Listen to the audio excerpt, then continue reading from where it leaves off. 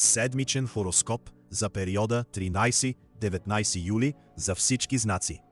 Нека започнем. Овен. Овните влизат в седмица с много разговори, семейни теми и бързи обрати. Проверявайте фактите преди обещание или рязък отговор. Темите за дома, близките хора и усещането за принадлежност ще излязат на преден план.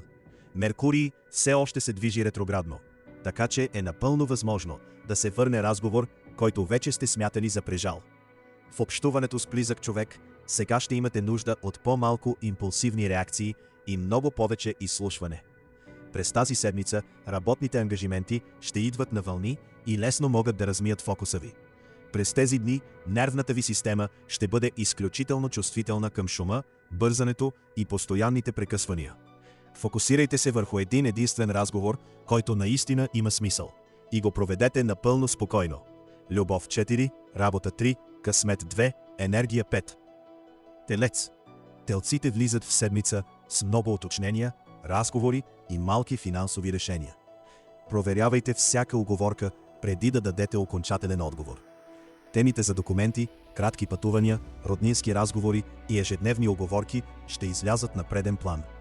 Меркурий все още се движи ретроградно, така че е напълно възможно да се върне пропуснат детайл, старо съобщение или обещание, което не е било разбрано правилно. В общуването с близък човек сега ще имате нужда от по-спокоен тон и повече конкретика. През тази седмица работните задачи ще минават през имейли, срокове, числа и уточнения, които не бива да оставяте само на памет. През тези дни тялото ви ще показва напрежението най-вече през гърлото, врата, раменете и гласа. Потвърдете фактите преди да поемете ангажимент. Любов 3, работа 4, късмет 2, енергия 5. Близнаци. Близнаците влизат в седмица с много идеи, съобщения и финансови въпроси. Изберете кое наистина заслужава внимание, преди да се разпилеете. Темите за пари, лична стойност, покупки и практични нужди ще станат по-видими. Марс във вашия знак ще поддържа висока скорост, но ретроградният Меркурий може да върне неточност в бюджет, уговорка или старо обещание. В личния живот сега ще се види колко внимание давате и какво реално получавате обратно. През тази седмица проектите ще идват с много идеи, но не всяка идея трябва веднага да стане задача. През тези дни умът ви ще работи бързо, но тялото може да изостане от темпото. Не всяко съобщение е покана за действие. Марс във вашия знак ще поддържа висока скорост, но ретроградният Меркурий може да върне неточност в бюджет, уговорка или старо обещание. Любов 3, работа 5, късмет 3, енергия 5, благополучие 2, рак. Раците са в центъра на седмицата с ново начало, стари разговори и лични решения. Действайте нежно, но не отлагайте себе си. Темите за образа ви, тялото, личните нужди и посоката напред ще излязат на преден план. Новолунието във вашия знак отваря начало, но Меркурий все още се движи ретроградно и може да върне разговор, чувство или въпрос, който не е бил казан до край. В отношенията с близък човек сега ще имате нужда от повече откровеност и по-малко драматизиране. През тази седмица работата ще се влияе силно от личния ви тон и от това доколко сте събрани. През тези дни тялото ви ще реагира силно на настроение, спомени и домашна атмосфера. Започнете от себе си, без да се извинявате за нуждите си.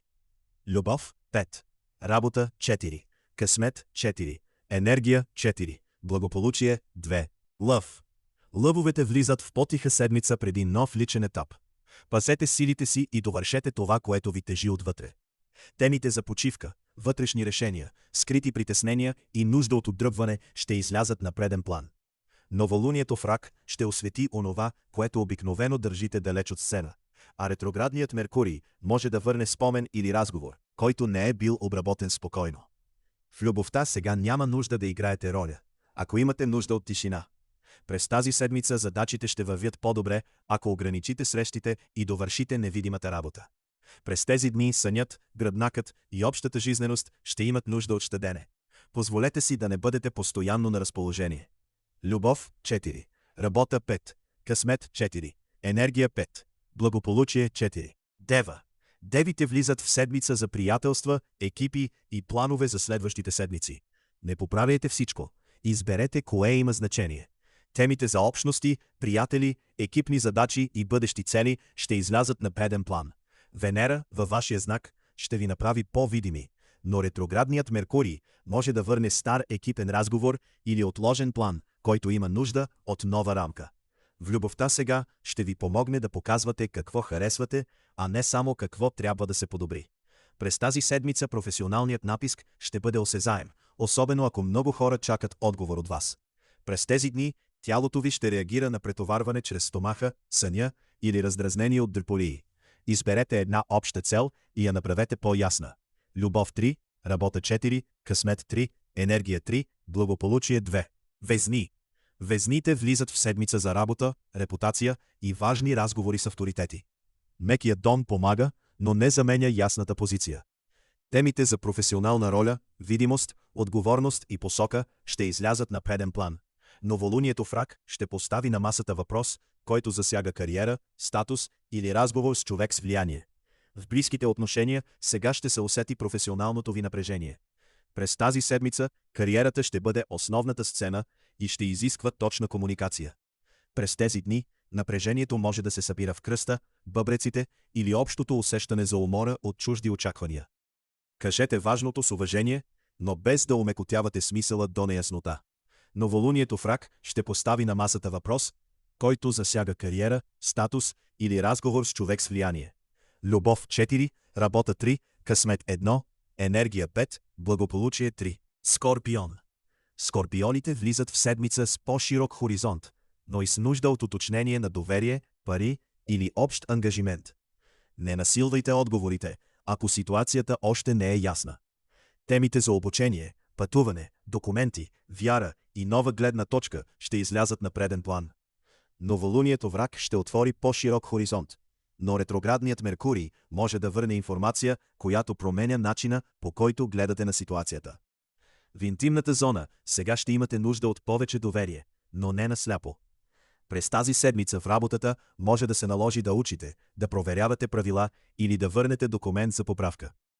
През тези дни тялото може да задържа стреса дълбоко, особено ако премълчавате страх, гняв или недоверие. Проверете фактите, преди да решите какво означава дадена ситуация. Любов 3, работа 4, късмет 4, енергия 3, благополучие 3. Стрелец. Стрелците влизат в седмица за близост, общи ресурси и обещания, които вече имат последствия. Свободата ще дойде през честно уточнение. Темите за интимност, доверие, дългове, споделени пари и емоционални ангажименти ще излязат на преден план. Новолунието в Рак ще отвори по-дълбок разговор, а ретроградният Меркурий може да върне въпрос за условия, помощ или граница, който досега е бил заобикален. В партньорството сега ще се види всяко недоизказано обещание. През тази седмица договори, плащания и споделени отговорности ще изискват повече внимание. През тези дни емоционалното натоварване може да се усеща като неспокойствие, стягане или силно желание да избягате от тежък разговор. Назовете условието, което досега сте заобикаляли. Новолунието в Рак ще отвори по-дълбок разговор, а ретроградният Меркурий може да върне въпрос за условия, помощ или граница, който досега е бил заобикален. Любов 3, работа 4, късмет 2, енергия 4. Козирог. Козирозите влизат в седмица за партньорства, клиенти и важни договорки. Чуйте другата страна, но не губете собствената си рамка. Темите за партньорства, клиентски връзки, съюзи и важни разговори ще излязат на преден план. Новолунието в Рак ще ви покаже какво очаква от срещната страна и къде вече не може да се оставя неяснота. В отношенията с близък човек сега ще се види къде носите твърде много контрол и къде имате право да поискате повече надежност. През тази седмица клиенти, колеги и партньори ще искат бързи отговори, но вие ще спечелите чрез структура. През тези дни натоварването ще идва от график, нервно темпо и усещане, че трябва да държите всичко под контрол. Влезте в разговора с ясна граница и готовност да чуете от срещната страна. Любов 3, работа 5, късмет 2, енергия 5, благополучие 3. Водолей. Водолеите влизат в седмица за работа, навици и ежедневни отговорности. Малките поправки ще имат по-голям ефект от голямо обещание. Темите за работа, здраве, режим, услуги и практични задачи ще излязат на преден план. Новолунието в Рак ще отвори нов цикъл в ежедневния ви ритъм, а ретроградният Меркурий може да върне забравен детайл в график, документ или навик.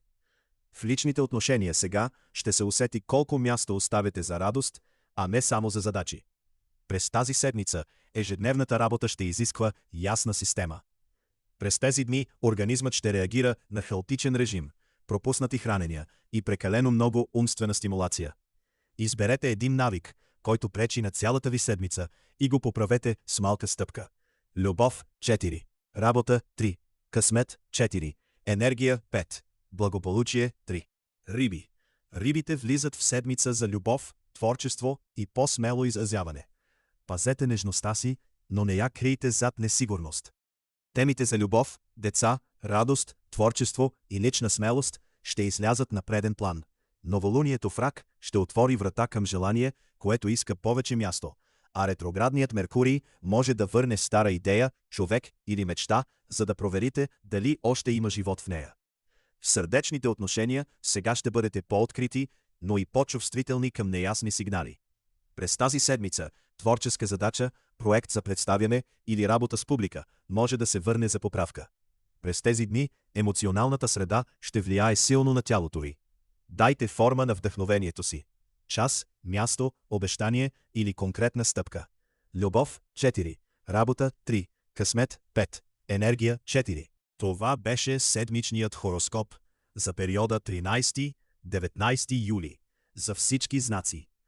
Благодаря ви, че гледахте, и до скоро в Астрохороскоп.